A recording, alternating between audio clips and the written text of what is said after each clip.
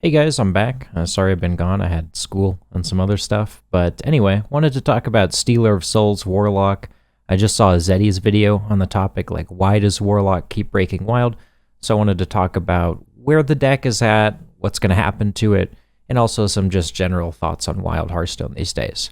So the first thing that we should probably talk about is what is the Stealer of Souls Warlock deck? So you play Stealer of Souls, you play Plot Twist, it draws a whole hand, and if you play an immune minion, you can play everything for free. So if you set up your deck right, you can essentially play your entire deck as soon as you can play Stealer of Souls Plot Twist, and you can do that about as soon as turn 4, but pretty consistently on turn 5 or 6. So a lot of people have said, especially Corbett, has been very against people rating this deck as high tier. This deck sucks. Like, this deck sucks. If I was doing my own tier list thing, I would have it borderline tier 4 right now, like maybe a little higher than that, but sure. That said, I think the combo could be a future concern. Like, it can definitely be a problem in the future, and I'm not going to blame anyone if they want it nerfed, because, yeah, it is unfun. Yeah, it does, like, fundamentally break the game on a very literal sense. Not broken in terms of power level, but there is something fundamentally kind of wrong with what sort of happens with this interaction and with this deck.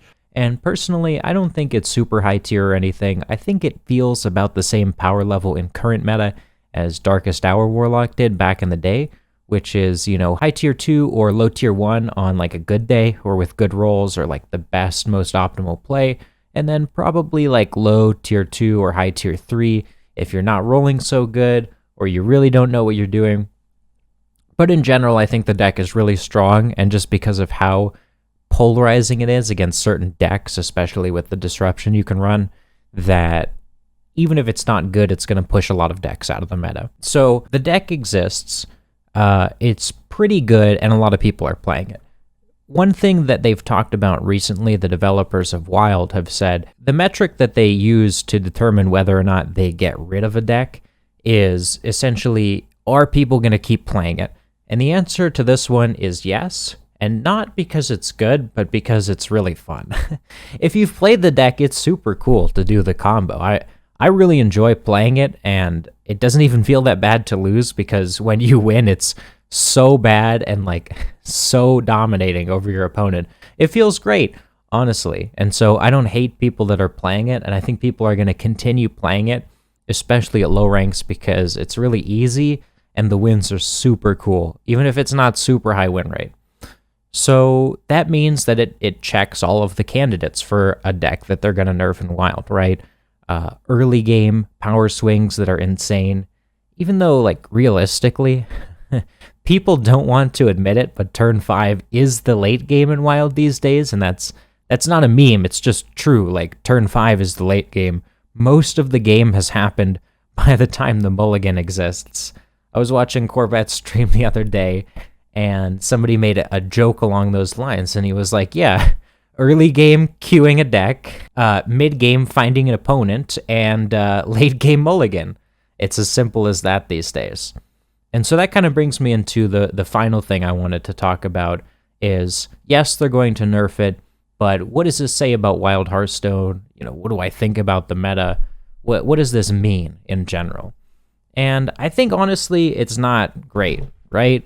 Like, there's no reason. Yes, it's fun to have like turn 4 OTKs pretty consistently, but I don't think it's a generally universally fun play experience, and probably not the kind that we want to promote if we want more people to keep playing Wild or people to come into the format. I think people seeing that would be completely scared off, even if it looks super fun.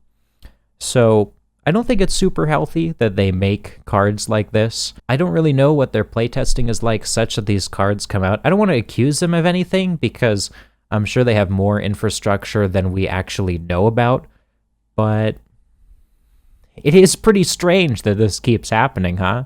Personally, I'm not a big fan of the meta that we've been in for a long time, which is really just super hyper aggro decks and a couple decks that are either extremely fast combo with some clears for the aggro, or really just combo with more control-y type cards in it. Darkglare being the main deck for, I think, 10 months now is pretty frustrating, and I really wish that if they nerf Stealer of Souls Warlock that they touch Darkglare Warlock as well.